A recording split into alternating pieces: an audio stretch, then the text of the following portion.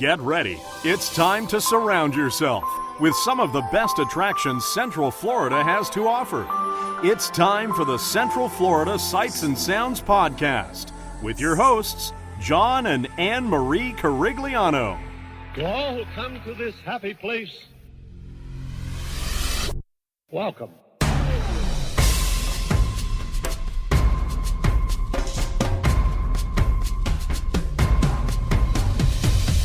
Welcome to our family time. Welcome to our brotherly time. We're happy, giving and taking to the friends we're making. There's nothing we won't do. Welcome to our family time. Welcome to our happy time. This is a festival, and now the best of all, we're here to share it all. Welcome to Season 7, Episode 5 of the Central Florida Sights and Sounds Podcast, bringing you the sights and sounds of Central Florida's world-class attractions, and I'm your host, John Carigliano, and of course, here's my wonderful wife, the lovely Miss Anne Marie. Hi. Well, coronavirus and salutations, everyone. Welcome to Epcot. For the last, at the time of this recording, is technically open for the last 2 days, but when this comes out, it will be closed for the next 2 weeks until the end of March. So, what are we doing here today, Anne Marie? Not being at Hollywood Studios because they wouldn't even lift the blockout dates for 2 days. Well, yes, but we're actually here to do Living with the Land and Spaceship Earth as we know it, because come May, it will be closing for 2 years and will be reopening as a brand new, I guess, reimagining of Spaceship Earth. We don't know the narrator or anything like that, but it will be a very extensive, just complete refurb. They're actually taking down the whole ball, and they're going to rebuild it like they did Hulk. So it'll look exactly the same. Yeah, that's exactly what they're doing. Ah, they're not doing that. But yeah, so that will be on this week's show. So my question to you, because you're the encyclopedia of Disney nerddom. Britannica. Yes. The Wikipedia of, so the millennials understand. Go ahead. Yeah. When it has gone down for refurbishments before, when it changed, like from narrator to narrator, how long was that refurbishment compared to this one? Well, the last one, when Jeremy Irons vacated Spaceship Earth, that was in 2007, like late 2007. They did soft openings for the Judi Dench version in December of 2008. So about a year. So this is longer. This is a lot longer. But like with that one, was it extensive internal refurbishments, or was it just like kind of the narrator changed and, Steve Jobs was added? It was a lot of internal refurbishments. You didn't really see anything on the outside besides like signage. Gotcha. So anyway, with that all taken care of, let's go by Neural and enjoy Living with the Land. I don't remember which one. Text stop.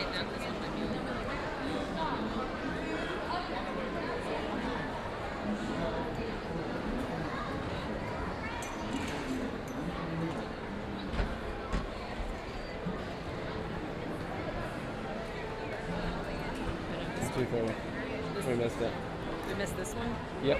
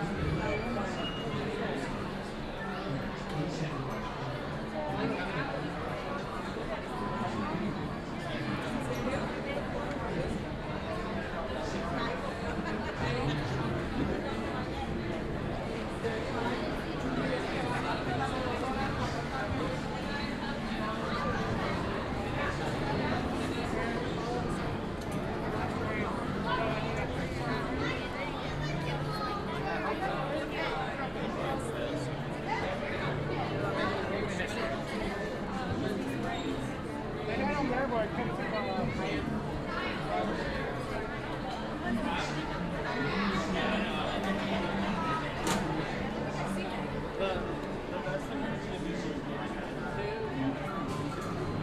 we get the front row just two? Go ahead. Oh, yeah. Thank you.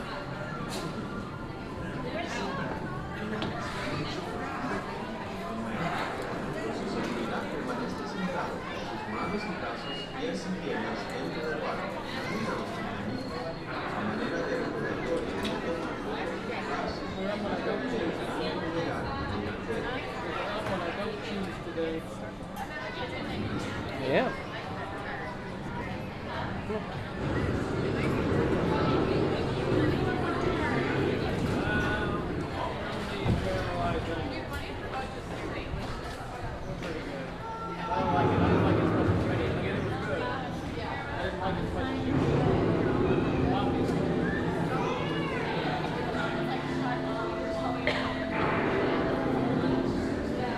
Welcome to a radio where discovery and awareness of the richness and diversity.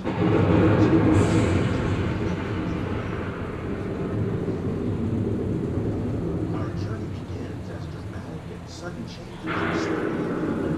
The approaching storm may seem violent and destructive to us, but to nature, it's a beginning of a cycle.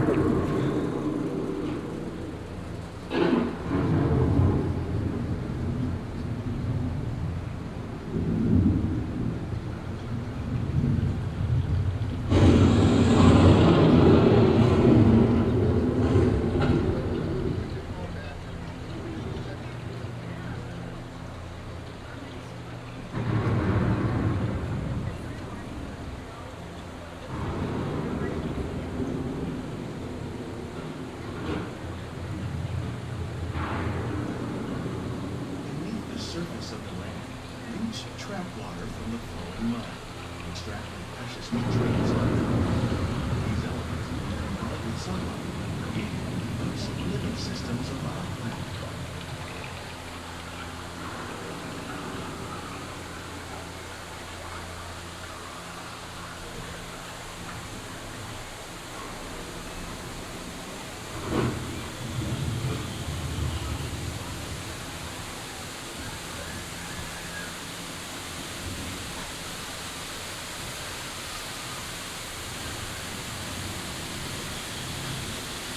One of those living systems is the rainforest, home to the most amazing concentration of life on our planet.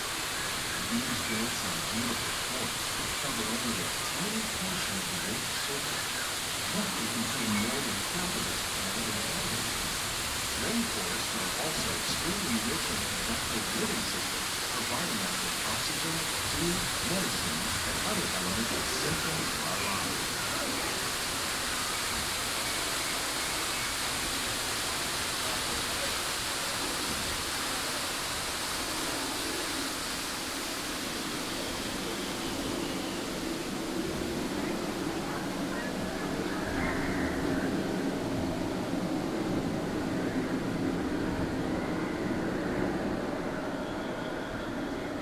In the desert, nature has created a very different, no less beautiful living system. And while this arid landscape may seem lifeless, it is very much alive. The plants and animals that have learned to survive in these harsh conditions make use of what little water they can find and avoid the scorching rays of the relentless sun.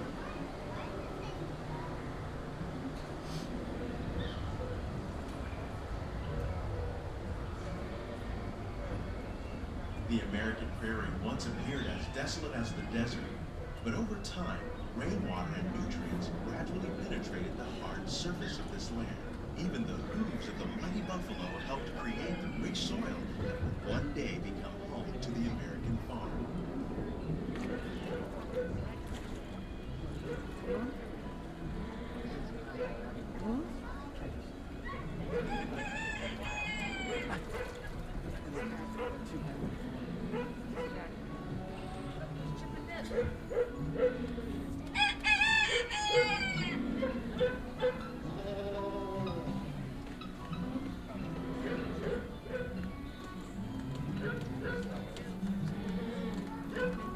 the forces at work over land, humans have had one of the most profound effects.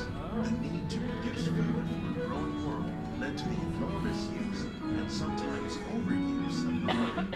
In our search for more efficient ways to grow food, we often fail to realize the impact of our methods.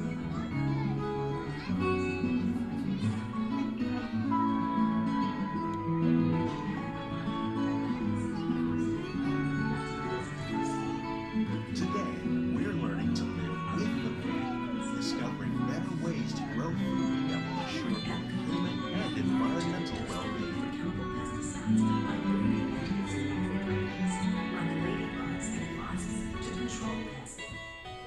In the farmlands across America, we're learning that by plowing under vegetation containing natural fertilizers, we can enrich the soil without the use of chemicals. In arid regions, we're learning to produce food on desert seacoasts by developing and planting crops that thrive on saltwater. In Japan, we're learning that by mixing leaves and other living materials into our soil, we can make farmland more fertile without the need for chemicals. Here at Epcot, we're learning to reduce the need for chemical pesticides by breeding and using natural predators like ladybugs and wasps to control pests. In the farmlands of America, How will we meet tomorrow's growing needs for food production, yet still respect the needs of the land? Some of the answers are being discovered just ahead. To help us maintain these carefully controlled ecosystems, and for your safety, please remain seated in your boat at all times.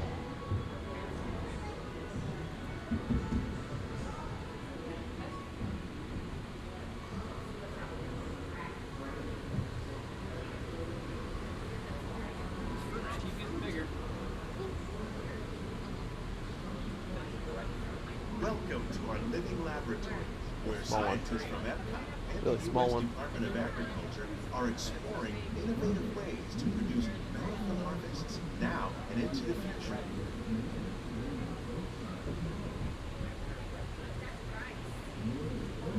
The tropics are home to the greatest diversity of plants on the planet. Many of these, like papaya, bananas, cacao, coffee, and rice, are well known around the world. These are just a few of the edible plants that have been an important source of nutrition for people living in the tropics. Many are rich in vitamins and minerals, while others are well adapted to growing in less than ideal conditions. Some, like the water lily, thrive in wet, swampy areas and waterways. All parts of this plant, even the flower petals, are edible. The starchy root of the plant has long been used to make flour for baking.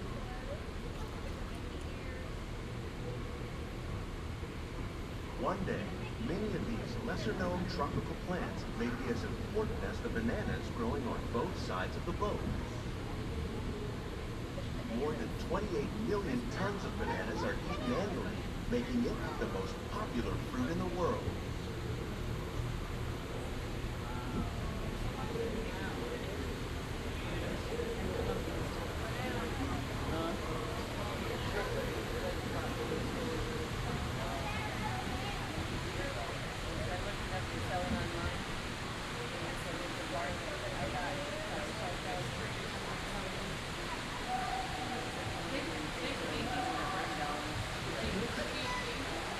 When we mention farming, you probably don't think of fish, but fish farming, or aquaculture, accounts for nearly half of all the seafood consumed globally.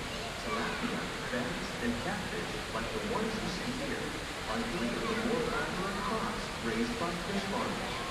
The sustainable system we're using here recycles the water in the tanks. As a result, we're able to save millions of gallons each year. Our small fish farm produces nearly 5,000 pounds of fish each year to serve in restaurants around Walt Disney World.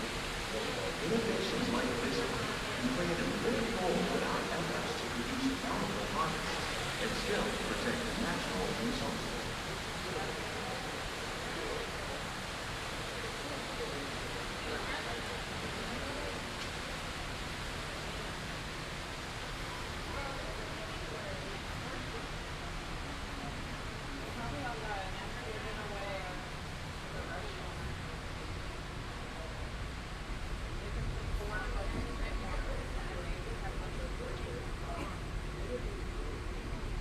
While there are more than 50,000 edible plant species in the world, most of us are only familiar with the handful that make up our everyday diet. The common grains growing here, wheat, maize, sorghum, and millet, plus rice, account for nearly 2/3 of our global food consumption. Learning how to increase yields of these staples is an important goal of research around the world.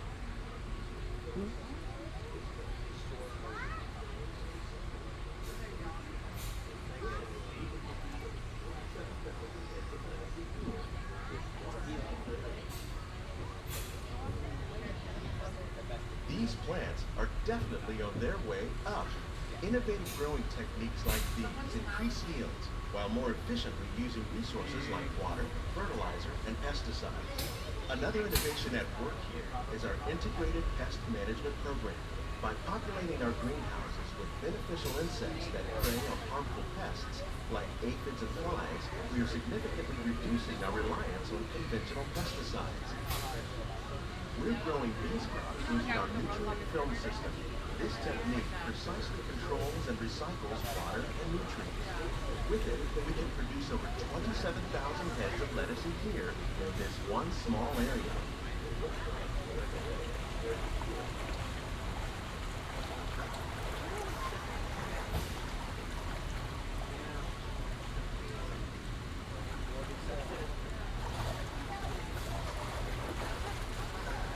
Some of our best ideas have been inspired by nature, like these fruit and vegetable trees. By growing these ground plants vertically, we can increase yields and better control diseases.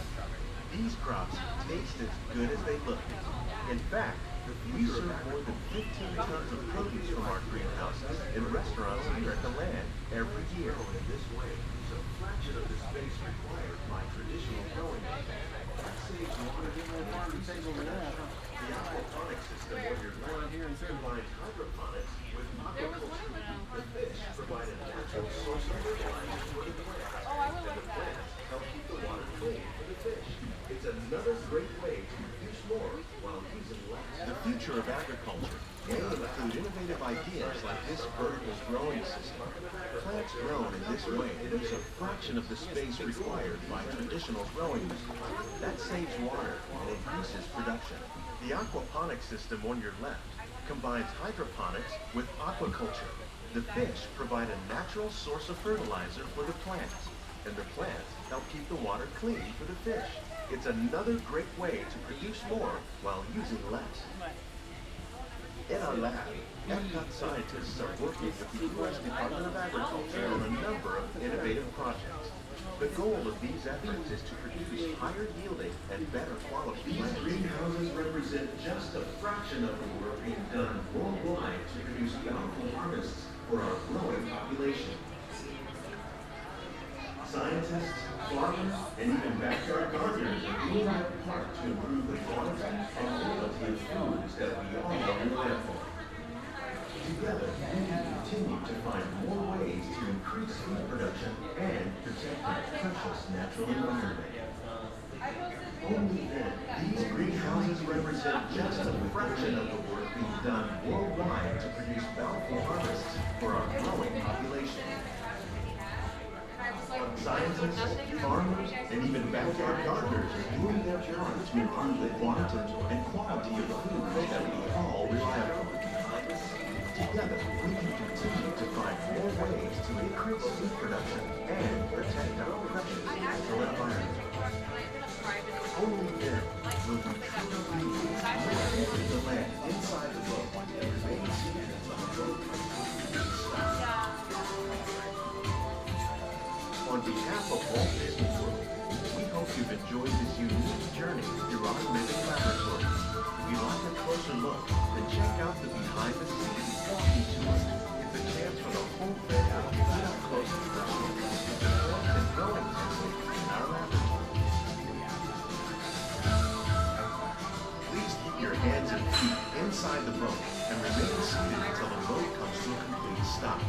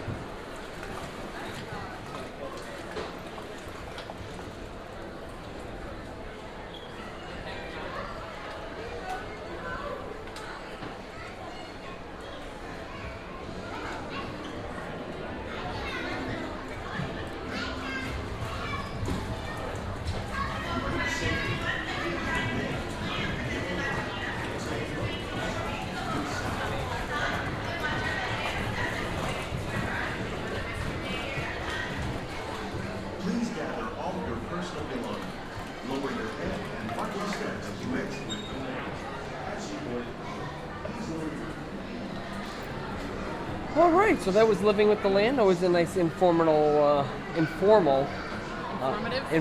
excuse me. Words are hard. Words are very hard. Ride. Did it have nice little touches from Flower and Garden in there? Yeah, they have edible flowers in there.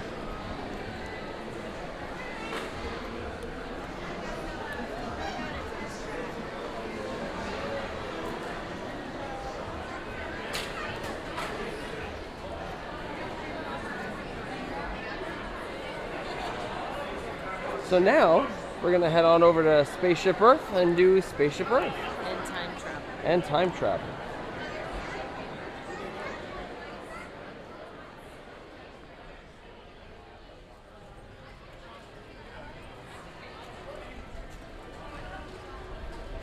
Go ahead. Yeah.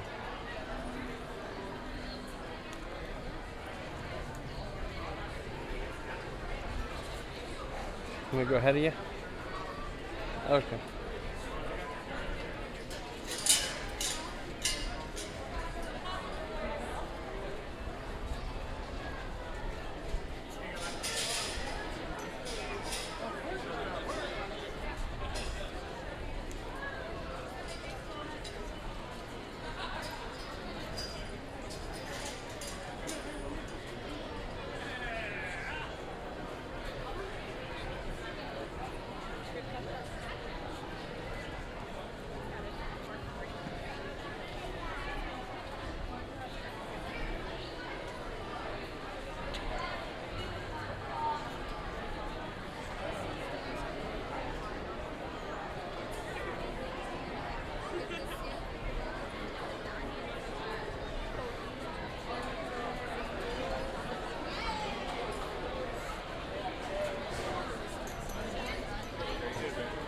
Thank you.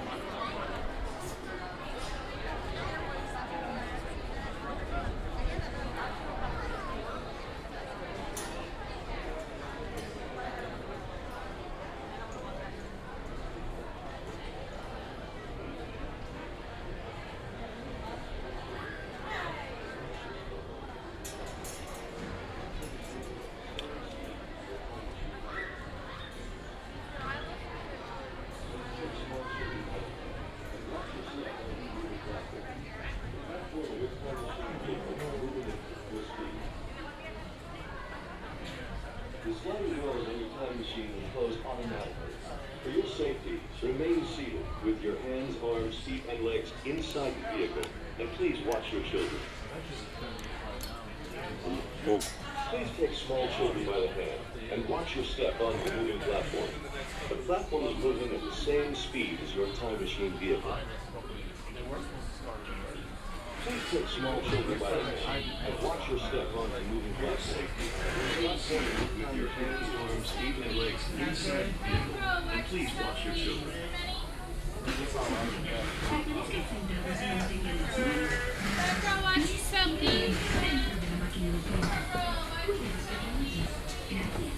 The sliding doors on your time machine close automatically. For your safety, remain seated with your hands, arms, feet, and legs inside the vehicle, and please watch your children.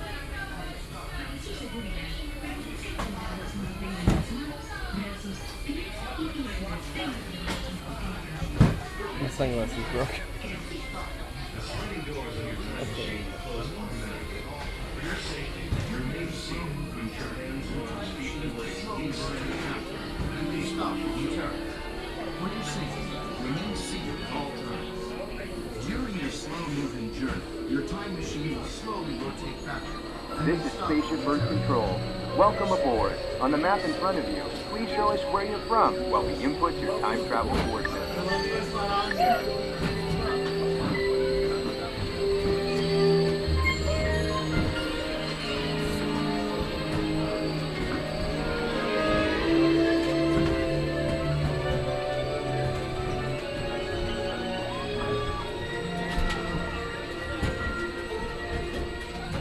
Good.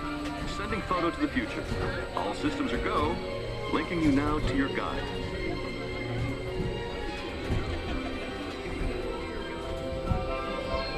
Like a grand and miraculous spaceship, our planet is sailed through the universe of time and For a brief moment, we have been among its passengers. But where are we going? And what kind of future will we discover there? Surprisingly, the answers lie in our past. Since the dawn of recorded history, we've been inventing the future one step at a time. So let's travel back in time together.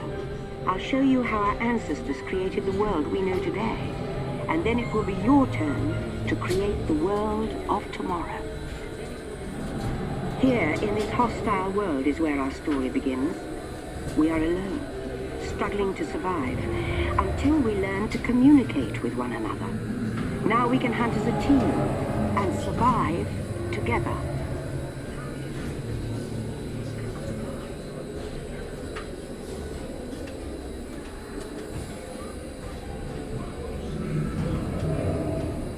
It takes 15,000 years to come up with the next bright idea, recording our knowledge on cave walls. There was only one small problem. When we moved, the recorded knowledge stayed behind.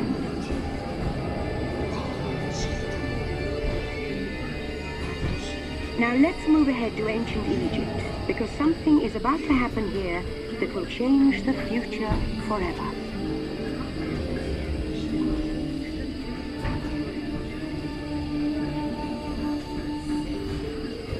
This unknown Egyptian pounding reeds flat is inventing papyrus, a sort of paper. Papyrus in turn creates better record keeping of plans, designs, and unfortunately taxes. But it also brings with it the dawn of great civilizations. At this point, each civilization has its own form of writing, which none of the others can understand. But the Phoenicians, who trade with all of them, have a solution. They create a simple common alphabet, adaptable to most languages. Remember how easy it was to learn your ABCs? Thank the Phoenicians. They invented it.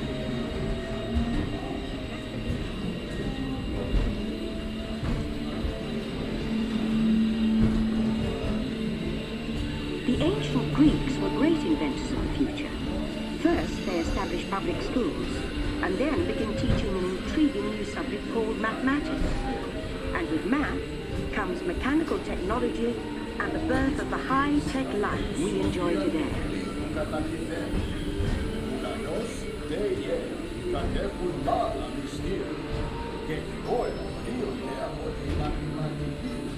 With lessons learned from the Greeks, the Romans create a powerful empire. To move their armies around, they built a system of roads all over the known world. Rome built the first World Wide Web, and it's leading us into the future.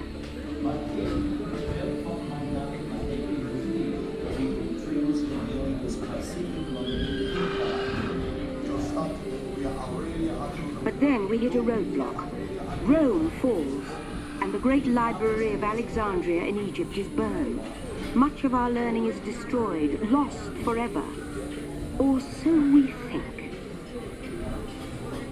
It turns out there are copies of some of these books in the libraries of the Middle East, being watched over by Arab and Jewish scholars. Call it the first backup system. The books are saved, and with them our dreams of the future.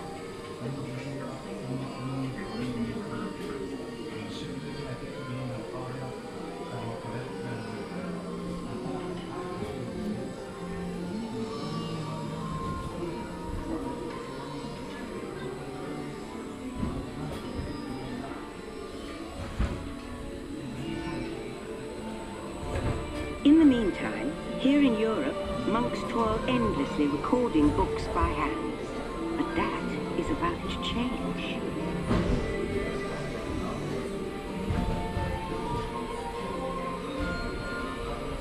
In 1450, Gutenberg invents the movable type printing press. Now knowledge can travel as fast as these new books, and travel they do.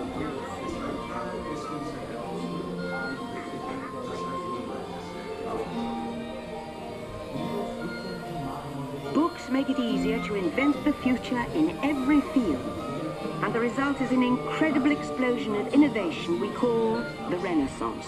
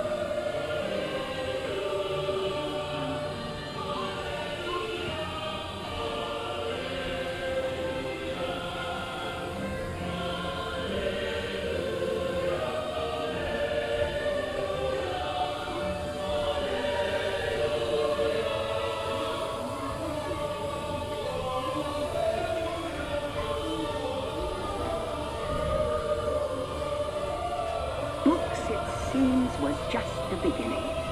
Now communication technology races headlong into the future. And soon people all over the world are sharing life's most important moments faster than ever before.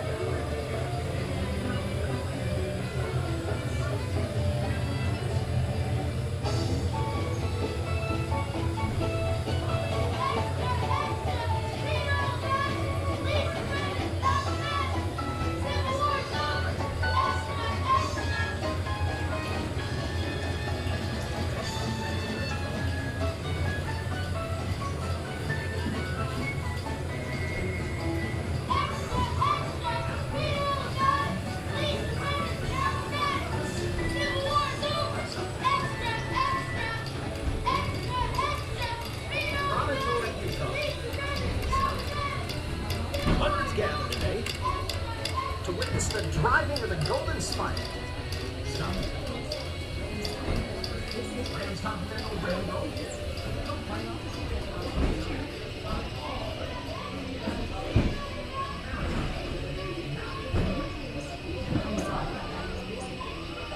Welcome, 1936 Olympic hero Jesse Owens, winner of all gold medals in time. The world on the brink of war pauses to congratulate this inspirational athlete. By now, we're all communicating from anywhere on Earth. And in 1969, from somewhere else. That's one small step for man, one giant leap for mankind. To send a man to the moon, we had to invent a new language, spoken not by man, but by computers. At first, very large, very expensive computers, but we see the potential.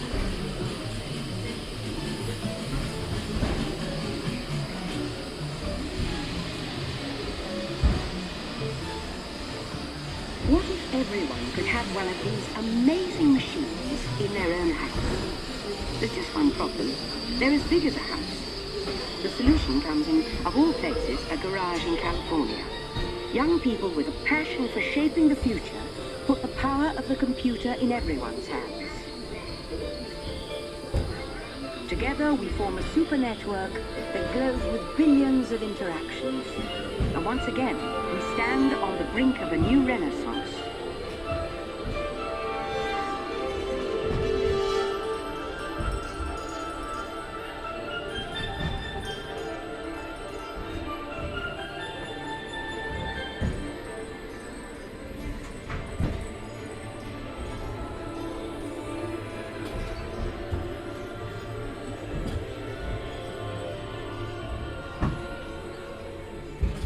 After 30,000 years of time travel, here we are, a truly global community, poised to shape the future of this, our spaceship Earth.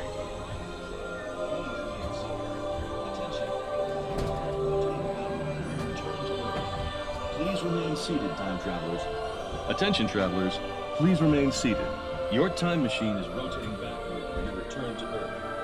In preparation for your return to Earth, your time machine is now rotating backward.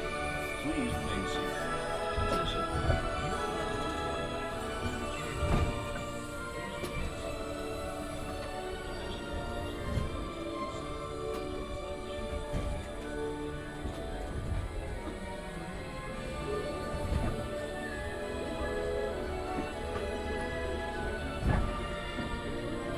For the first time in history, all of us can have a say about the kind of world we want to live in.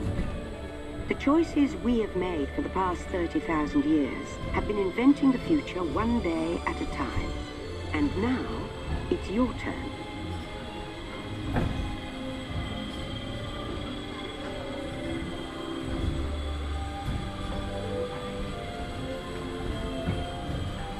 Let's have some fun creating the future, shall we? On your computer screen, answer a few questions for us. Then we'll show you a new world, custom made just for you. Ready?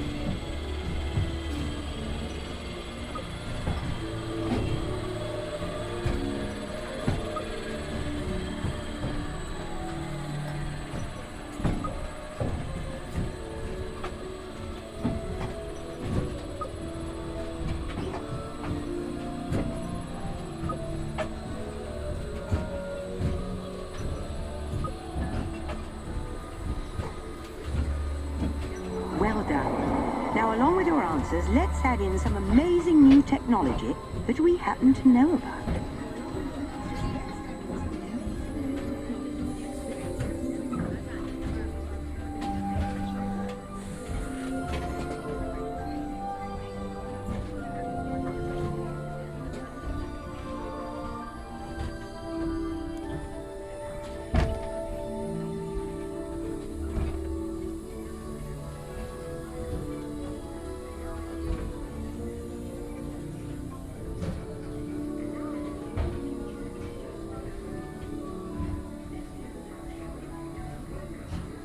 And now I believe your future is just about ready.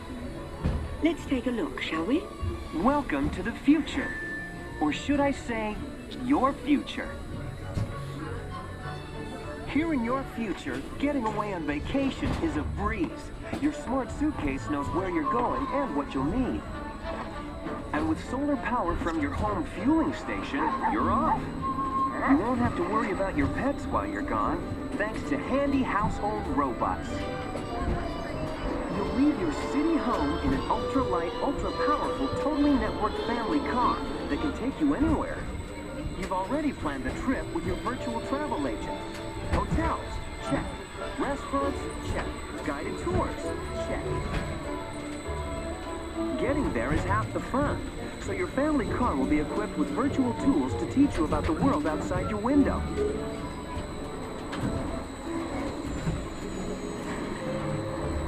You'll travel quickly and safely to places you can't imagine visiting today.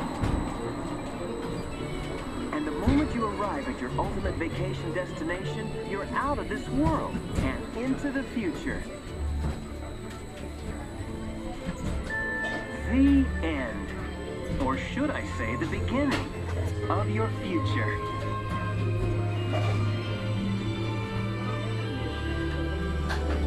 So here's to the next 30,000 years on Spaceship Earth.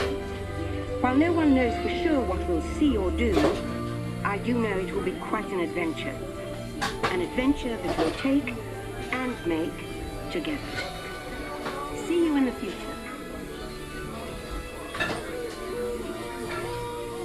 Welcome back, time travelers. Now, we invite you to visit Project Tomorrow, where new ideas and innovations are being developed to make the world a better place. Your vehicle doors will open automatically. Please keep your hands away from the doors and step carefully onto the moving platform.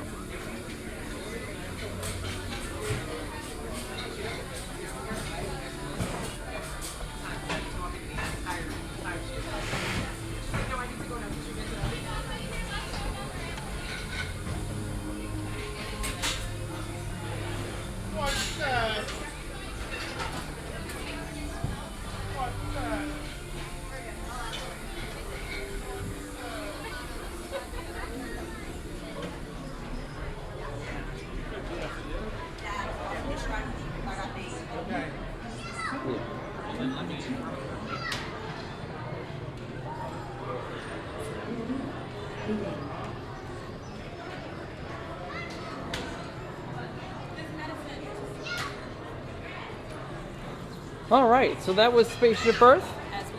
As we know it. Yeah. So. Yeah, if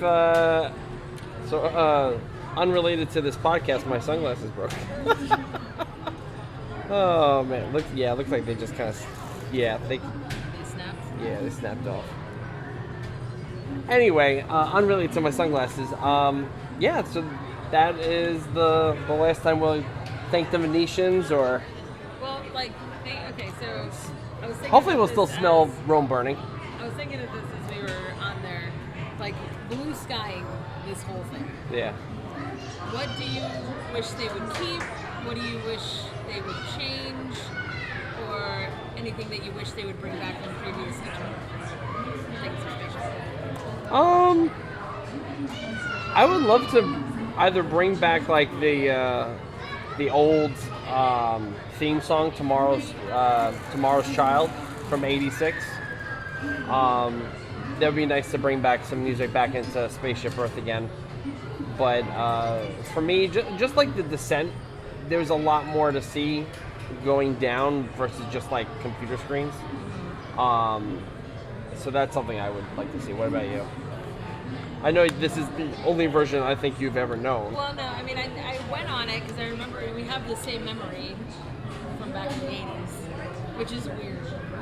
That is weird. So, like, you know... So the memory is at some point in the ride we went into outer space, but when we looked over the edge of the car, we didn't see the track. We just saw like darkness. Like outer space. Like you saw stars below. Yeah. And it's kind of creepy that like both of us have had that same memory. Yeah, like, we didn't know each other. We didn't go on the ride at the same time. No, we didn't. Like, we literally have the same memory from childhood, which is kind of an interesting thing. Like, yeah. But, I mean, like, I hope they keep Steve Jobs. Mm-hmm. I like Steve Jobs, even though he just sits there. I hope they keep John Kerry. It's not John Kerry. I think it's like Andrew Jackson or something like It's that. like John Kerry. It does look like John Kerry. I'm not gonna And I hope deny they it. keep the Phoenicians.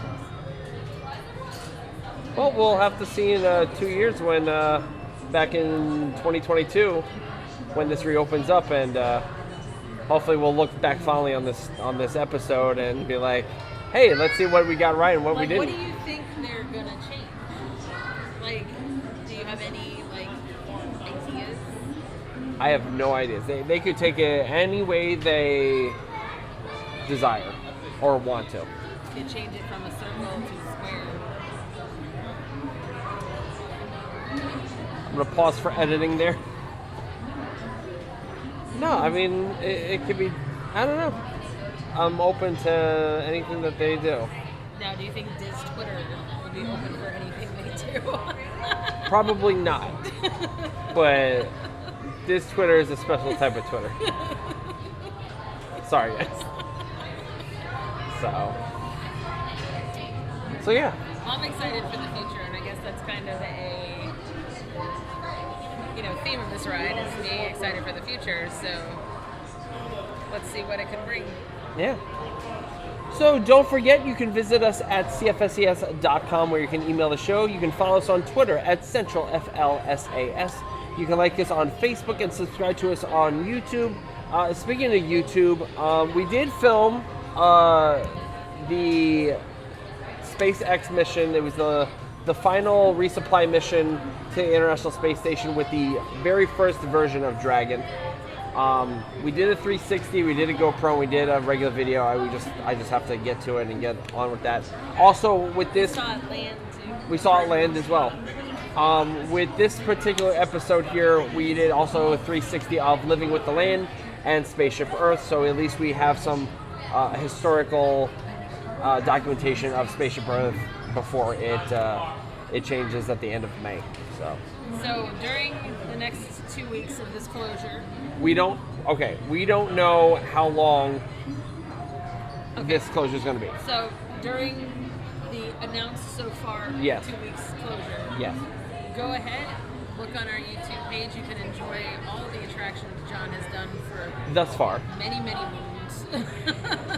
Hopefully, we're during that time we're going to go back and start doing some older extinct attractions that aren't around anymore. And If you guys have any like suggestions of things that you would like to see, when we come back open, the parks come back open or again. if something that he might have archive footage of and we don't have it on the website, if you guys like know Just any- reach out. just Reach out let on us know. Twitter at JohnCFSS. And I'd be glad to get onto it. Someone on YouTube made a suggestion to redo the video, the driving video that we did from, I think it was from I-4 to the Contemporary. Because so much has changed in that Because so area. much had changed. The last time we did it was back in 2014. We hadn't done an updated one with the new overpass. And I did the overpass one, and they were really super thankful. So if you want to, I'd be glad to do it. I mean, and, it's like we'll have time in these next couple of weeks Yeah, to absolutely. do stuff that are not park related. Exactly. So, with that, I guess we've pretty much done everything. You want to say goodbye, Marie? Goodbye, Emery. And so long and have a magical week, everyone. Please wash your face, wash your hands, Wash your face. wash your face. Don't touch your face. And try and stay healthy out there. Wakanda forever. Wa-